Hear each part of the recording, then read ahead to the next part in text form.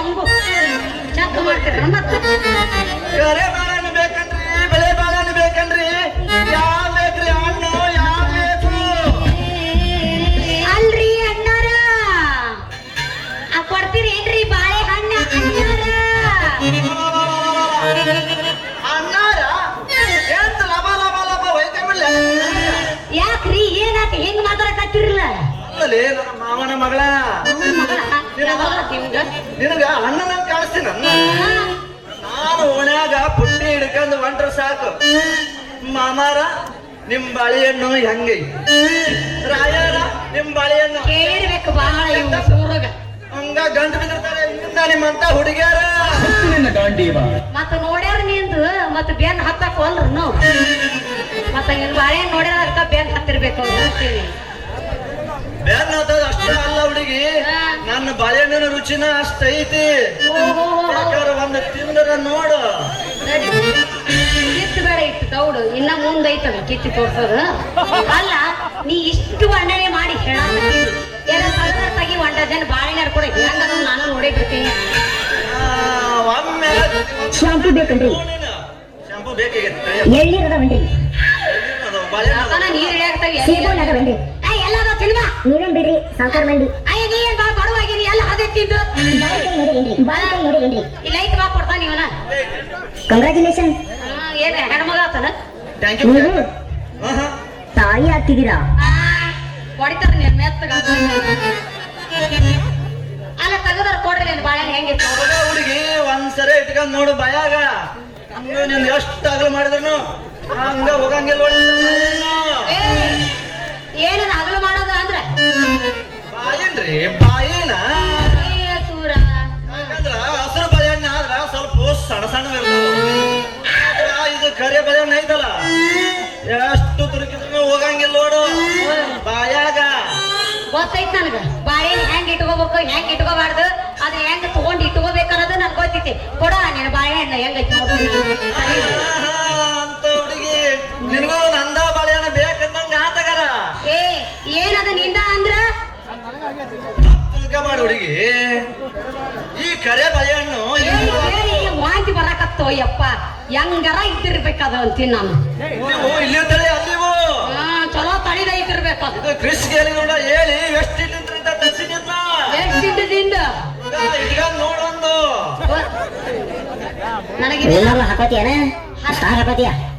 ಇದಕ್ಕೆಲ್ಲ ಮಸಿ ಬಡ್ಕೊಂಡ್ ಬಂದ ಇದು ಕರೆ ಬಾಳೆಹಣ್ಣು ನೋಡ ತೆಗದಾರ ಇಟ್ಕೊಂಡು ನೋಡ ಸ್ವಲ್ಪ ಐತಿ ಅಂತ. ಯಪ್ಪ ನನಗೆ ಇದು ನಿನ್ನ ಬಾಳೆಹಣ್ಣು ಬೇಡ. ಅಲ್ಲ ಅವರಿಗೆ ಇದು ನನ್ನ ಸ್ವಂತವಲ್ಲ ಬಾಳೆಹಣ್ಣು ಅಲ್ಲದು ಇಲ್ಲಿಂದ್ರ ತರ್ಸಿನಿ ತಗೋ ಎಲ್ಲಿ ಇಟ್ಕೊ ಒಂದ್ ಏನಾಗುತ್ತ. ಇದು ಬಾಳೆಹಣ್ಣು ಬೇಡ ಅಂದ್ರೆ ಬೇಡ, ನೀನ ತಗೊಂಡು ನೀನ ಇಟ್ಕೊಂಡು ನೀನ ತಿನ್ನು. ನನಗಿದು ಬೇಡ ಅಂದ್ರೆ ಬೇಡ. ಹುಡುಗಿ ನಾನು ಬಾಳೆಹಣ್ಣು ನೋಡಿದ್ರಪ್ಪ ಅಂದ್ರೆ ಹಂಗ ಮೈಯಾಗ ಜ್ವರನ ಬಂದು ನೀ ದೊಡ್ಡ ತೀವ್ಯಾಗಿರ್ಲದ ಬಾಳೆಹಣ್ಣು ಐತಿ ನಿನ್ನ ಜ್ವರ ನಿಂದ ಬಾಳೆಹಣ್ಣು ನೋಡ್ರ ಥಂಡಿ ಜ್ವರ ಶುರು ಆಗತ್ತ. ಏ ಹುಡುಗ ಇಂಥ ಬಾಳೆಹಣ್ಣು ರಗೂಡಾಡೋಕ ನನ್ನ ಬುಟ್ಟ್ಯಾಗ ಏನ ನೀ ನಾನು ಮುಂದೆ ತಂದು ತೋರ್ಸಕ್ ಹೋಗ್ಬೇಡ. ನಿನ್ನ ಬಾಳೆಹಣ್ಣನ ನಿನ್ನ ಬಾಳೆಹಣ್ಣು ನೀನ ಇಟ್ಕೋ ಎಷ್ಟು ಚಂದನ ಆತ ನೋಡಮ್ಮ. ನಿನ್ನ ಬಾಳೆಹಣ್ಣು ನೀನ ಇಟ್ಕೋ ನಾ ಇನ್ನು ಹೊಕ್ಕಿ ಹಂಗ ಹೋಗ್ಬೇಡ. ನನ್ನ ಬಾಳೆಹಣ್ಣು ವ್ಯಾಪಾರ ಹದಗೆಡಿಸಿದ್ಯಾ ಮತ್ತ ಹಂಗ ಹೋಗ್ಬೇಡ. ಊರ್ನಾಗ ಒಂದ್ ಸ್ವಲ್ಪ ಮನ ತಣಿಸರ ಹೋಗು. ಒಟ್ಟು ಹಂಗ ಹೋಗವಲ್ಲ ನೀನು ಜಾಸ್ತಿ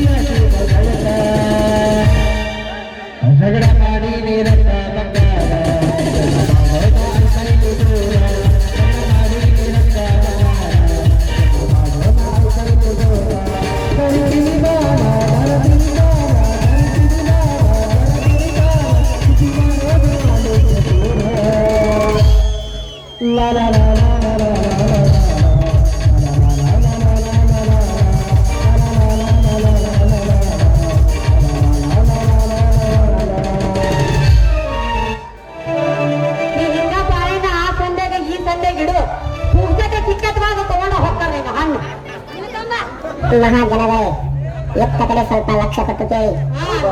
ಅವ ಅಣ್ಣ ನನಗ್ ಬಂದಾನ. ಗ್ಯಾಸ್ ಒಲಿ ರಿಪೇರಿ ಮಾಡಕ್ ಬಂದಾರೆ. ನಿಮ್ಮ ಮನೆತನ ಬಂದಾರೆ. ಏನಾಯಪ್ಪ ನೀನು? ಗ್ಯಾಸ್ ಒಲಿ ರಿಪೇರಿ ಮಾಡಕ್ ಬಂದಾರೆ. ಆ ಗ್ಯಾಸ್ ನಿಮ್ಮ ಮನೆತನ ಬಂದಾರೆ. ಹಣ್ಣು ಮಾರವವ. ದುಡ್ಡು ಯಾರು ನಿಮ್ಮ ಕೊಡ್ತಾನ? ಡಾರ್ಲಿಂಗ್ ನಂಗೆ ಹಣ್ಣು ಕೊಡಲ್ಲ. ಅಣ್ಣ ಹಾಕವೆ. ಅವ್ನ್ ಡಾರ್ಲಿಂಗ್ ನಮ್ಮ ಅಣ್ಣ ತ್ರಾಸ ಭಾಳ ಆಗ್ತದೆ. ದುಡ್ಡು ಯಾರು ನಿಮ್ಮ ಕೊಡ್ತಾನ? ಹೇಳ್ತೇನಾ?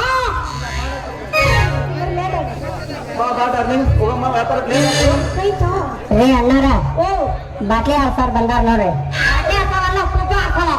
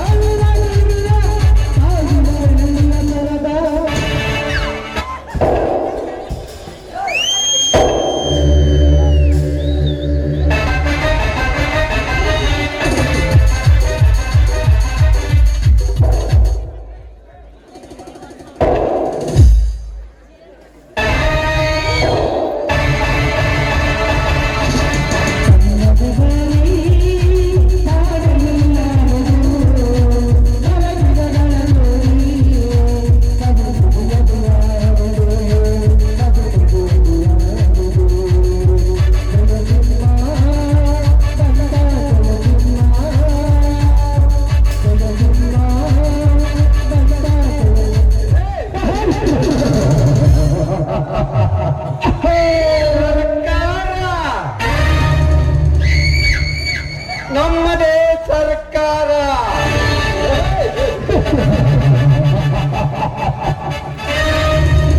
ಇನ್ನು ಮುಂದೆ ನನಗೆ ಯಾರದು ಸರ್ಕಾರ?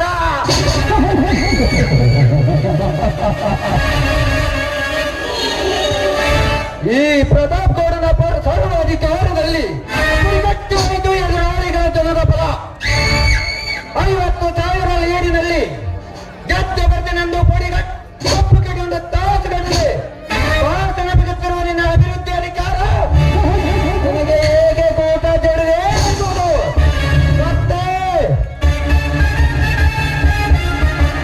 ನಿನ್ನೆ ಹಿಂದೆ ಎಲ್ಲ ಲೀಡರ್ಗಳನ್ನು ಲಕ್ಷ ಹಣ ಕೊಟ್ಟು ಹೊತ್ತಿಗೆ ಆಧಾರದ ಮೇಲೆ ಕೊಡ್ಕೊಂಡು ಬಿಟ್ಟೆ. ಸೋಲಿಲ್ಲ ಬಂದವರನೊಂದು ರೇಸಿನ ಕುದುರೆ ಓಡಿಗೆ ನಿನಗೆ ಕಡಿವಾಣ ಹಾಕಿಸಿಬಿಟ್ಟೆ. ನಿನಗೆ ಬರುವ ಎಲ್ಲ ಮತಗಳನ್ನು ನನಗೆ ಹಾಕಿಸಿಕೊಂಡು ನಾನೇ 50,000 ಲೀಡಿನಲ್ಲಿ ಜಯ ಸಾಧಿಸಿಬಿಟ್ಟೆ.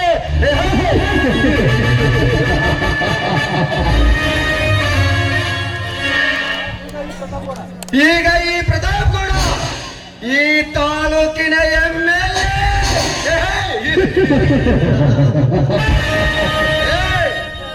ಅಷ್ಟೇ ಅಲ್ಲ, ಈ ಜಿಲ್ಲೆಗೆ ಮಂತ್ರಿನೂ ನಾನೇ. ಇನ್ನು ಮುಂದೆ ಆರಂಭ ಈ ಪ್ರತಾಪ ಗೌಡನ ರಾಜಕೀಯ ರಂಗದಾಟ. ಗಾಡಿ ಬಿಡಿ, ಹೇಗೆ ಬಿಡಿ. ನಿಮ್ಮ ರಾಜಕೀಯ ರಂಗದಾಟದಲ್ಲಿ ರೈತರಿಗೆ ಗೋಳಾಟ. ರೈತರಿಗೆ ಗೋಳಾಟ ಆಚೋದಕ್ಕೆ ರೈತರು ಒಂದು ಹಂಗೆ ಓಟ್ ಹಾಕಿಲ್ಲ.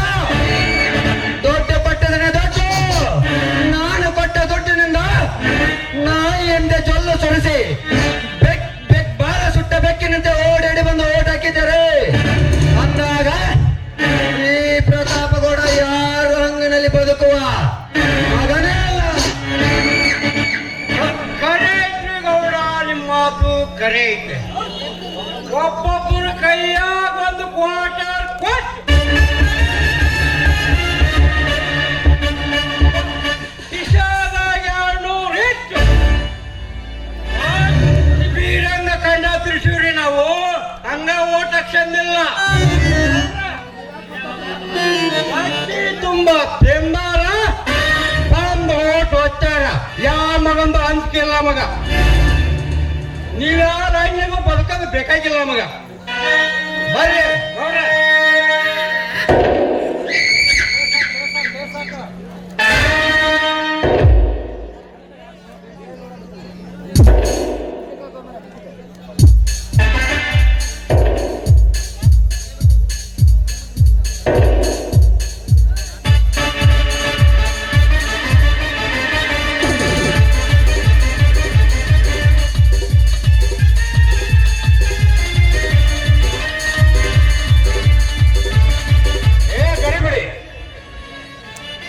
ಇದು ಕಲಿಯುಗ. ತಿನ್ನುವುದಕ್ಕೆ ಕಂಡ, ಕುಡಿಯುವುದಕ್ಕೆ ಎಂಡ. ಕೈಯಲ್ಲಿ ಸ್ವಲ್ಪ ಖರ್ಚಿಗೆ ಕಾಸು ಕೊಟ್ಟರೆ ಸಾಕು, ಹೆಂಡತಿಯರ ತಲೆ ಹಿಡಿದು ಬದುಕುವ ಬಣ್ಣ ನನ್ನ ಮಕ್ಕಳು ಹುಟ್ಟಿರುವಾಗ ನಮ್ಮಂತ ರಾಜಕೀಯ ವ್ಯಕ್ತಿಗಳು ಅದನ್ನೇ ಬಂಡವಾಳ ಮಾಡಿಕೊಂಡು ಬದುಕೋದ್ರಲ್ಲಿ ತಪ್ಪೇನಿದೆ?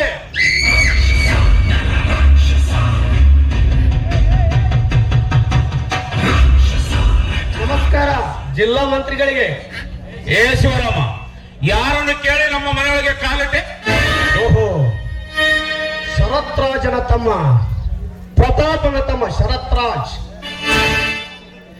ನೀವು 5 ವರ್ಷಗಳ ಹಿಂದೆ ನಮ್ಮ ಊರಿಗೆ ಬರ್ತಿದ್ರಲ್ಲ, ಆವಾಗ ನಾವು ನಿಮ್ಗೆ ಕೇಳಿದ್ರೆ ಹೇಗಿರ್ತಿತ್ತು, ಯಾರು ಕೇಳಿ ಬಂದಿರಿ ಅಂತೇಳಿ. ಮಂತ್ರಿಗಳಾದ ಮೇಲೆ ನಿಮ್ಮಂತವ್ರ ಮನೆಗೆ ನಮ್ಮಂತ ಬಡವರು ಬಂದ್ರೆ ಯಾರು ಕೇಳಿ ಬಂದ್ರಿ ಅಂತ ಹೇಳ್ತೀರಿ. ನಾವು ಕೇಳಿದ್ರೆ ಹೆಂಗಿರ್ತಿತ್ತು, ಕೇಳುವಂತ ಧೈರ್ಯ ನಮ್ಮ ರೈತರು ಮುಂದೆ ಮಾಡ್ಬೇಕು. ಈ ರಾಜಕಾರಣಿಗಳಿಗೆ ನಮ್ಮ ತಾಕತ್ತೇನು ಅಂತ ಗೊತ್ತಾಗುತ್ತೆ. ಯಾಕ್ರಿ ಮಂತ್ರಿಗಳ, ನಿಮ್ಮ ಮನೆಗೆ ನಮ್ಮಂತ ಬಡವರು ಬಂದಿದ್ದು ತಪ್ಪೇನ್ರಿ? ಬರಬೇಕು ಶಿವರಾಮ್, ಬರಬೇಕು. ನಿಮ್ಮಂತರ ಜನ ಸಾಮಾನ್ಯ ಬೆಂಬಲದಿಂದಲೇ ನಾನು ಇವತ್ತು ಈ ಜಿಲ್ಲೆ ಉಸ್ತುವಾರಿ ಸಚಿವನಾಗಿದ್ದೇನೆ. ಹಾ, ಇರಲಿ. ಬಂದ ವಿಷಯ ಏನಿಲ್ಲ ಸಾಹೇಬ್ರೆ, ಈ ವರ್ಷ ನಮ್ಮ ರಾಜ್ಯಕ್ಕೆ ಬರಗಾಲ ಬಿದ್ದು, ಅದರಲ್ಲಿ ನಮ್ಮ ಜಿಲ್ಲೆಗಂತೂ ಅತಿ ಬರಗಾಲವಾಗಿದೆ. ನಮ್ಮ ಜಿಲ್ಲೆಯಲ್ಲಿ ರೈತರು ದಿನಕ್ಕೊಬ್ಬರಾದರೂ ಹಸುವಿನಿಂದ ಸಾಯುವಂತ ಸ್ಥಿತಿ ಬಂದಿದೆ. ಅಂದಾಗ ನೀವು ಈ ಸತಿ ಅಸೆಂಬ್ಲಿ ಒಳಗೆ ನಮ್ಮ ರಾಜ್ಯದ ಬಗ್ಗೆ ಅಥವಾ ನಮ್ಮ ಜಿಲ್ಲೆಯ ಬಗ್ಗೆ ಮಾತನಾಡಿ ಹೆಚ್ಚಿನ ಅನುದಾನವನ್ನು ತಂದುಕೊಡುತ್ತೀರಿ ಎಂಬ ನಂಬಿಕೆ. ನೋಡು ಶಿವರಾಮ್, ಇದು ನನ್ನ ಜಿಲ್ಲೆ ಜನರ ಕಷ್ಟ ಏನೆಂಬುದು ನನಗೆ ಚೆನ್ನಾಗಿ ಗೊತ್ತು. ನನಗಿಂತ ಮುಂಚೆ ಆ ಮುಖ್ಯಮಂತ್ರಿ ಹತ್ರ ಮಾತಾಡಿದ್ದೇನೆ. ಸಂತೋಷವಾಯ್ತು ಸಾಹೇಬ್ರೆ, ಸಂತೋಷವಾಯ್ತು. ಏನಂದ್ರು, ಪರಿಹಾರ ಕೊಡಲು ಒಪ್ಪಿದ್ರೆ? ನೋಡು ಶಿವರಾಮ್, ಸರ್ಕಾರದಲ್ಲಿ ಇವಾಗ ದುಡ್ಡಿಲ್ಲಂತೆ. ನಮ್ಮ ಜಿಲ್ಲೆ ಅಷ್ಟಲ್ಲ, ಬೇರೆ ಯಾವ ಜಿಲ್ಲೆಗೂ ಪರಿಹಾರ ಕೊಡುವುದಕ್ಕೆಂದರು. ಹಾಗೆ ಹೇಳಲು ಸಾಧ್ಯವಿಲ್ಲ ನಮ್ಮ ಮುಖ್ಯಮಂತ್ರಿಗಳು. ಶಿವರಾಮ, ಮುಖ್ಯಮಂತ್ರಿಗಳು ಮಾತನಾಡದೆ ನನ್ನ ಅಣ್ಣ ಮಾತಾಡಿದನೆಂದು ಹೊಗಳುವೆಯ ಕತೆ. ನೀವು ಕೇಳಿದಾಗೆಲ್ಲ ಹಣ ಕೊಡುವುದಕ್ಕೆ ಸರ್ಕಾರವೇನು ನಿಮ್ಮ ಅಪ್ಪಲ್ಲದ?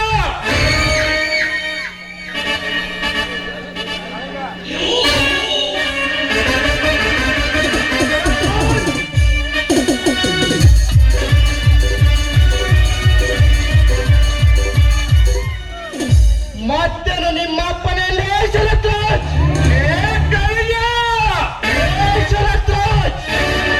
ಏಕೆ ಚೀರಿ ಗಂಟಲನ್ನು ಅರಿತುಕೊಳ್ಳುತ್ತೀವಿ? ಈ ನಿಮ್ಮ ಸ್ವಾರ್ಥಕ್ಕಾಗಿ ಹಲವಾರು ಬಜೆಟ್ಗಳನ್ನು ಮಂಡಿಸಿ ನೂರಾರು ಭಾಗ್ಯಗಳನ್ನು ನೀಡಿದ ಭಾಗ್ಯ ವಿಧಾತರವರು ಅವರ ಹೆಸರಿಗೆ ಮಸಿ ಪಡೆಯಬೇಡ.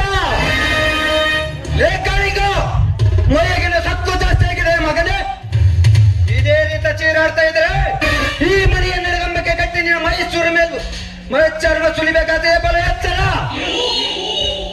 ಅದು ನಿಮ್ಮ ಅಪ್ಪನಿಂದಲೂ ಸಾಧ್ಯವಿಲ್ಲ ಪ್ರತಾಪ್ ಗೌಡ. ನಾನು ರೈತನ ಮಗನಿದ್ದೇನೆ.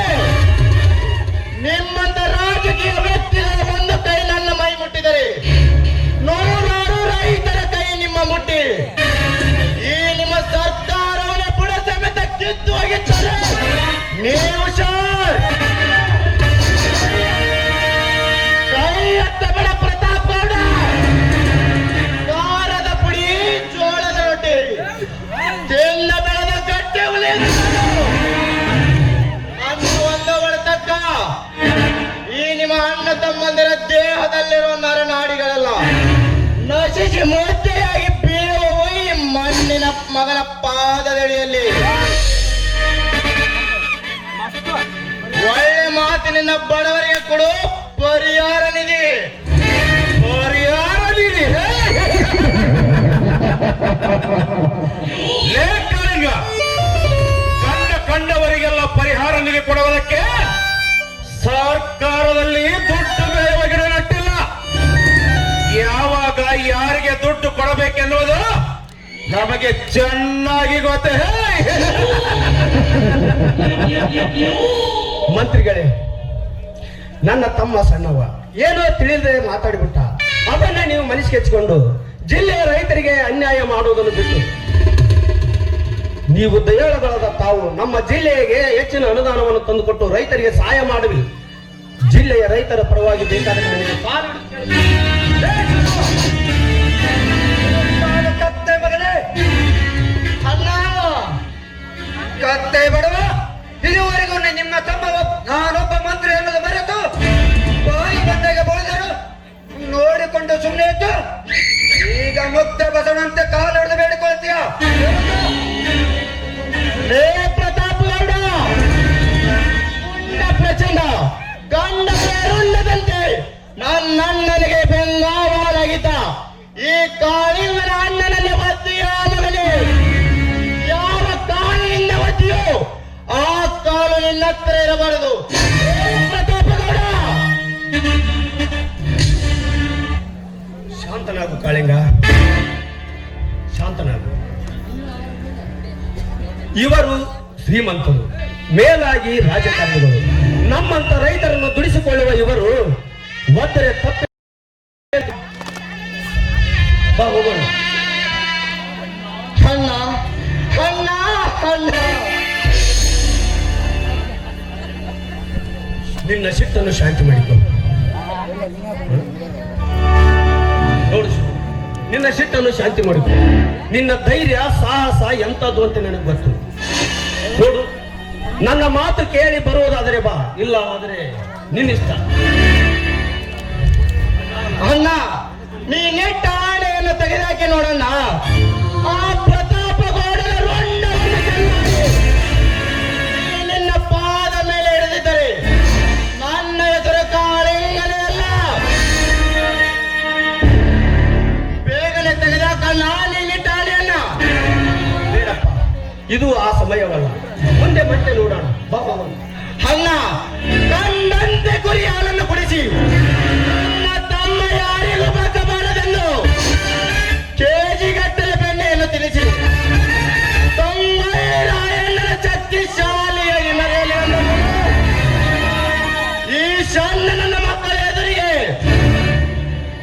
ಏಡಿಯಂತೆ ನಿಲ್ಲವಾಗಿ ಮಾಡಿಬಿಟ್ಟೆ ಅಲ್ಲಣ್ಣ. ಗೊತ್ತಾಗುವ ಮಾತಲ್ಲಪ್ಪ, ಬಾ ಹೋಗೋಣ. ಹೋಗಲೇ ಹೋಗು. ನಿಮ್ಮಂತವರನ್ನು ಎಷ್ಟು ಜನರನ್ನು ನೋಡಿಲ್ಲ ನಾವು.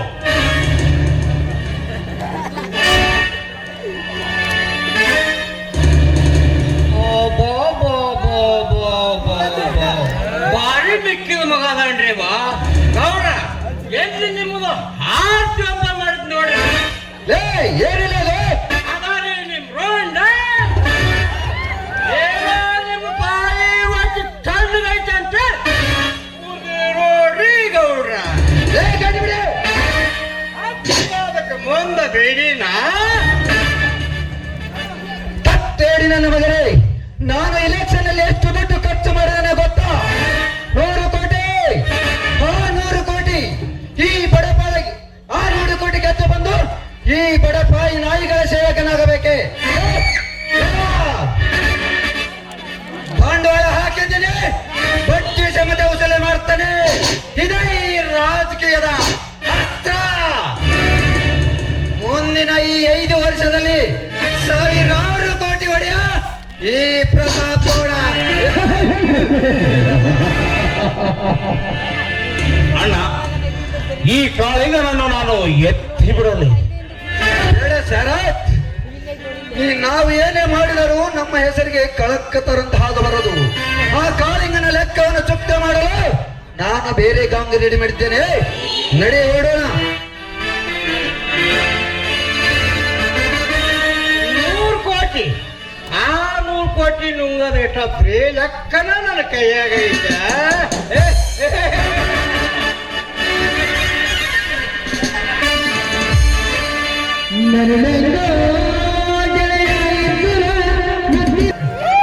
ನೋಡಲಿ ಮೀರಾ, ಸುತ್ತಮುತ್ತಲಿನ ಜನರು ಹೇಗೆ ನಮ್ಮನ್ನು ನೋಡುತ್ತಿರುವರು. ನೋಡ್ಲಿ ಬಿಡು ಮೋಹನ್, ಈ ನಮ್ಮ ಜೋಡಿಯನ್ನು ಕಂಡು ಅವರಿಗೆ ಹೊಟ್ಟೆ ಕಿಚ್ಚು. ಹೊಟ್ಟೆ ಕಿಚ್ಚು ಅಲ್ಲ ಮೀರಾ, ತಂದೆ ತಾಯಿಲ್ಲದ ನಿನ್ನನ್ನು ನನ್ನ ಜೋಡಿಯನ್ನಾಗಿ ಕರೆದುಕೊಂಡು ತಿರುಗಿ ತನ್ನ ಆಶೆಯೆಲ್ಲ ತೀರಿದ ಬಳಿಕ ಮಧ್ಯದಲ್ಲಿ ಕೈ ಬಿಡುತ್ತಾನೆ ಎನ್ನುವ ಅನುಮಾನ ಅವರಿಗೆ. ಮೋಹನ್, ಅವರ ಅನುಮಾನವನ್ನು ನೀವು ನಿಜವನ್ನಾಗಿ ಮಾಡುವಿರಾ? ಅದು ಹೇಗೆ ಸಾಧ್ಯ ಮೀರಾ? ಆ ಜನರಿಗೆ ತಪ್ಪು ಭಾವನೆಯ ಮಸಿ ಬೆಳೆದು ನನ್ನ ಉಸಿರಲ್ಲಿ ನಿನ್ನ ಹೆಸರು ಬರೆದುಕೊಂಡು ಹುಸಿಯಾಗದೆ ಈ ಕೊರಳಿಗೆ ತಾಳಿ ಕಟ್ಟಿ ಶಾಶ್ವತವಾಗಿ ಮಾಡಿಕೊಳ್ಳುವೆ ನನ್ನ ಸತಿಯನ್ನಾಗಿ. ಈ ಮಾತು ನಿಜವೇ ಮೋಹನ್? ಯಾಕೆ ಮೀರಾ, ನೀನು ಕೂಡ ಆ ಜನರಂತೆ ನನ್ನನ್ನು ಅನುಮಾನಿಸುತ್ತಿರುವೆಯಾ? ಚೇಚೆ, ಹಾಗೇನಿಲ್ಲ. ಕಾಲೇಜಿನಲ್ಲಿ ಎಷ್ಟು ಹುಡುಗಿಯರು ನಿನ್ನನ್ನು ಪ್ರೀತಿಸಲು ಮುಂದಾದರೂ ಕೂಡ ಅವರನ್ನೆಲ್ಲ ತಿರಸ್ಕರಿಸಿ ನನ್ನ ಮೇಲೆ ಮನಸ್ಸು ಮಾಡಿದ ರಸಿಕರು ನೀವಲ್ಲವೇ? ನೀನೇನು ಕಡಿಮೆನಾ ಮೀರಾ? ಹುಣ್ಣಿಮೆಯ ಬೆಳದಿಂಗಳಂತೆ ಪ್ರಕೃತಿಯ ನಾಚುವಂತೆ ಸೌಂದರ್ಯ ಹೊತ್ತು ದರೆಯಲಿಯದ ಅಪ್ಸರೆ ನೀನು. ನಿನ್ನ ಚಳುವಳಿಕೆಗೆ ಚೈಲು ಚೆನ್ನರು ಸಹ ಲವ್ ಲೆಟರ್ ಬರೆದುಕೊಟ್ಟು ನಿನ್ನನ್ನೇ ಪ್ರೀತಿಸುತ್ತೇನೆಂದು ಹೇಳಿದರು. ಆದ್ರೆ ಅವರನ್ನು ಬಹಿಷ್ಕಾರ ಹಾಕಿ ಪ್ರೀತಿಯಿಂದ ಕೂಗಿ ಹೇಳಿದ ರಸಿಕತೆಯ ರಾಣಿ ನೀನು. ಹೌದು ಮೋಹನ್, ನೀನೆಂದ್ರೆ ನನಗೆ ಪಂಚಪ್ರಾಣ. ಒಂದು ದಿನ ನೀನು ನೋಡದೇ ಇದ್ರೆ ನನಗೆ ಏನೋ ಕಳ್ಕೊಂಡಿದ್ದೇನೇನೋ ಅನ್ಸುತ್ತದೆ. ನಿಜ ಮೀರಾ, ಪ್ರೀತಿಗಿರುವ ತಾಕತ್ತೆ ಅಂತದ್ದು. ನೀನೆಲ್ಲೋ ಹುಟ್ಟಿ ನಾನೆಲ್ಲೋ ಹುಟ್ಟಿ ನನ್ನ ನಿನ್ನ ಮನಸ್ಸು ಒಂದಾಗಿ ಬಿಡಿಸಲಾಗದ ನಂಟಾಗಿ ಬೆಸೆಯಿತು ಈ ಪ್ರೇಮದ ಗಂಟು. ನಮ್ಮ ಜೀವನದಲ್ಲಿ ಅದೆಷ್ಟೇ ಅಡೆತಡೆಗಳು ಬಂದರು ನಿನ್ನ ಕೈ ಬಿಡಲಾರೆ, ನಿನ್ನ ಮನದರ್ಶನ ನಾನಾಗುವೆ. ಮೋಹನ್, ನನಗೀಗ ಎಷ್ಟು ಸಂತೋಷವಾಗುತ್ತಿದೆ ಗೊತ್ತಾ?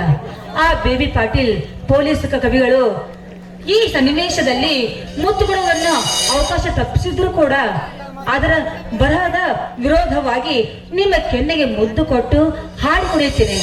I love you Raja, I love you.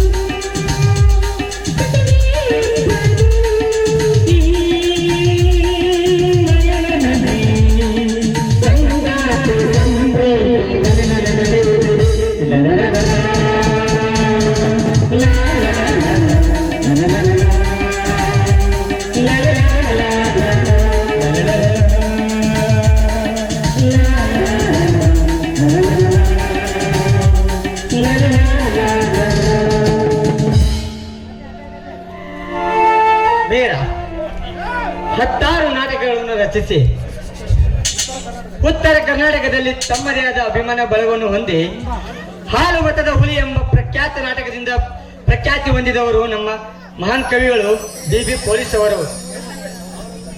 ಅವರಿಗೆ ವಿರುದ್ಧವಾಗಿ ನೀನು ನನಗೆ ಮುತ್ತು ಪಟ್ಟೆಯಲ್ಲ, ಅವರು ನಿನ್ನ ಮೇಲೆ ಸಿಟ್ಟಾಗಿ ಮುಂದಿನ ಬರವಣಿಗೆಯಲ್ಲಿ ನಿನ್ನ ಪ್ರೀತಿಯನ್ನೇ ಅಗಲಿಸುವಂತೆ ಬರೆದರೆ ಅದು ಸಾಧ್ಯವಿಲ್ಲ. ಯಾಕೆಂದ್ರೆ ಅವರು ಕೂಡ ನಮ್ಮ ವಯಸ್ಸನ್ನು ದಾಟಿ ಬಂದವರು. ಈ ಪ್ರೇಮಿಗಳ ವೇದನೆ ಏನು ಅಂತ ಅವರಿಗೆ ಕೂಡ ಚೆನ್ನಾಗಿ ಗೊತ್ತಿರುತ್ತೆ. ನಡೆಯಿರಿ, ಹೊತ್ತಾಯ್ತು, ಹೋಗೋಣ. ಬಾ, ಪರವಾಗಿಲ್ಲ.